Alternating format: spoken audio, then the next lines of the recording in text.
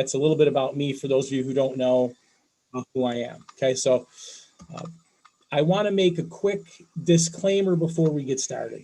All right, so the first thing I want to point out is that these are my observations and experiences. Okay, so I taught the license waiver course, as a coach for 10 years.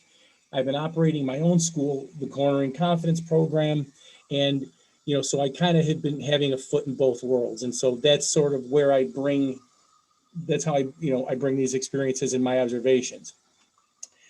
Also, I 100% back the basic training license waiver courses, and I'll refer to basic training mostly in this presentation as the license waiver courses, because we know there's several different curriculums, and I'm not going to name any curriculums. I'm going to make assumptions that you can, they're broad, but specific as well to certain ones that I've been trained in. Now, I'm not making a case against the basic courses. There's a lot they get right. They're really good at preparing riders with little to no experience, and basic training can take a rider very far. All right, so if you want to be a very conservative rider, you can go very, very far on basic skills and enjoy motorcycling just as much as someone who likes to go a little faster. I also have found that the cognitive skill development and traffic management is very hard to beat outside the waiver courses. I mean, they really can handle a lot of those mental things and how to interpret traffic probably better than anybody. And that's probably why you don't see a whole lot of additional training in traffic management and those kind of things. Now, why this topic? Well, I'm interested in it. Okay, so I have this inquisitive mind, and in my experience, in my experience coaching track days and coaching tours, many experienced riders simply recite and perpetuate misconceptions perhaps learned in the waiver courses far into the future. They don't do it on purpose.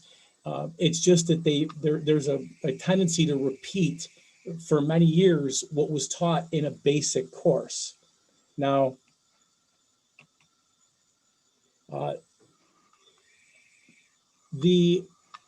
where I see problems are mostly with the next level cornering content and techniques beyond the parking lot, because we know there's a trick here. We have to teach people who don't know what they're doing not to hurt themselves today while we're learning, and then once they leave us, some things just aren't as applicable anymore. And so it's the next level cornering content and techniques that we're looking for, and they're not being learned and potentially holding riders back once they leave the course. Also, waiver course coaches may want to understand their students better because they may be bringing knowledge or questions to their courses. And you got to understand, in today's day and age, there's a lot of YouTubers, and there's a lot of great books out there, awesome podcasts, and they talk about things. And if you as a coach just stop, with what's in the basic waiver courses and say, well, this is going to take you forever into the future, you just may not be understanding where the students are coming from.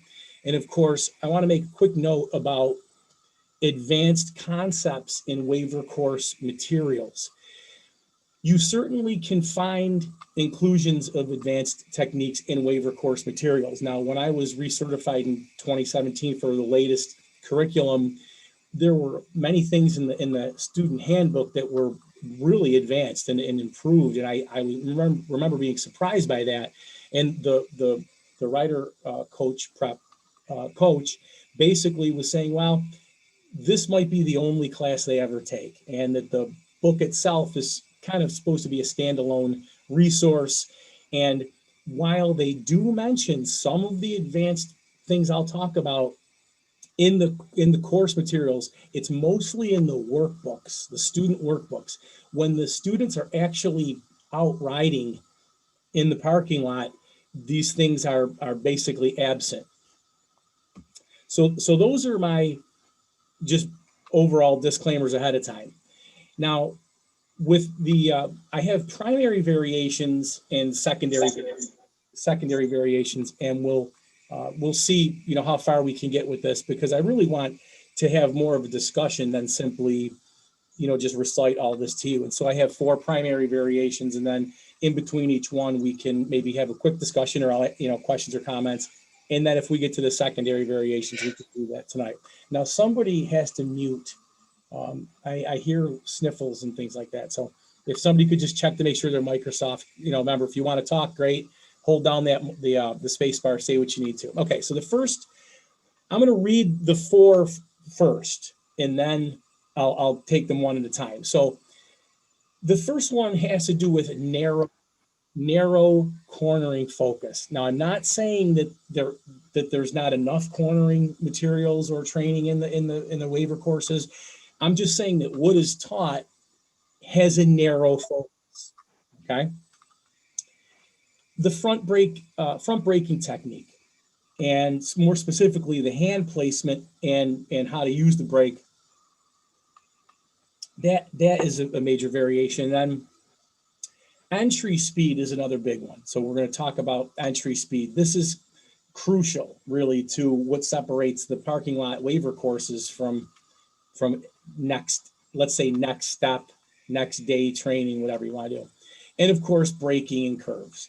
All right. So we've all heard, many, many times, never use your brakes in a turn. And we've said it many times as coaches, if you're coaches out there. So front braking technique, right? The rear brake we'll kind of set aside for now, but from the curriculum, directly from the curriculum, it says that it would be an error to cover the front brake.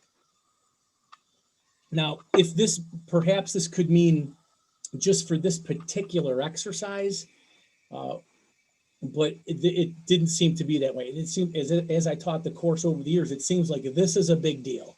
Okay, for most coaches I know, this is probably one of the more important things they look for, is to coach against this. Now, it also says from the curriculum, we're going to roll off and reach. That again suggests fingers curled around the throttles, good posture. Ladies and gentlemen, this is saying that good posture, which we all want, right? Nobody wants bad posture. Is there a student learning? They see that gosh, if I don't curl all my fingers around the throttle, boy, that's not good posture. And so we all know that it may take years to figure out that this is something we could do, or that might be advantageous. Now, covering the front brake is a good idea. All right. I'm saying what changes after the course, the waiver course. So if someone that leaves the course and gains some experience, let's not say that the week after they get out of the course, or maybe even the year after they leave the course, we could talk about miles, maybe the amount of miles that somebody's ridden. But in a significant amount of time, let's say a fair amount of time passes, if someone is not riding with their 2 fingers resting on the front brake lever, which we'll talk about a little bit later, it severely handicaps the rider, okay, beyond the basic course. Okay, not just in traffic, but also in corners, especially because we can all agree in this room, no matter where you are in your thinking on this, you cannot argue with the fact that we have to transition from brake to throttle, back and forth from brake to throttle. That is like a fundamental thing about riding a motorcycle. And so what we teach about not covering the front brake in the waiver courses perhaps causes disservice later on. Not immediately, clearly. Okay. Now, 2 fingers versus 4 finger braking is not mentioned anywhere in the curriculum. And perhaps this is just because that is a hot potato argument to make, or it keeps it simple. Okay. If you start talking about different numbers of fingers to use, it's going to cause all kinds of confusion for people. We also know that 4 fingers, when you're learning, is going to give you probably a better feel for coming to stops when you're doing your quick stops or quicker stops. we want to make that stop in a certain amount of distance, shortest amount of distance. And so 4 fingers is going to help us. Also, some of the motorcycles may have misadjusted brake levers that could pinch a finger in there. So there could be, that day safety issues as well as, several other ones, confusion. But typically, we won't really talk about the number of fingers. It's just assume we're going to reach and squeeze with those 4 fingers. Now, what I said a little bit earlier about brake throttle transitions, 2-finger braking is ideal for brake throttle transitions. Okay, we can use the pinky and ring finger on our throttle hand to keep firm hold of that throttle grip, but then we have that brake. We can go right for that brake throttle transitions. And so, one of the things I like to say is, especially for the sport touring riders, the sport touring riders is never corner with your hand in a fist. You always want to have the finger resting on that brake lever. Now, again, if it's kind of like you don't want to give a monkey chainsaws either. So you have to kind of realize what you would be doing with that on the lever, and that's a different story for a different day.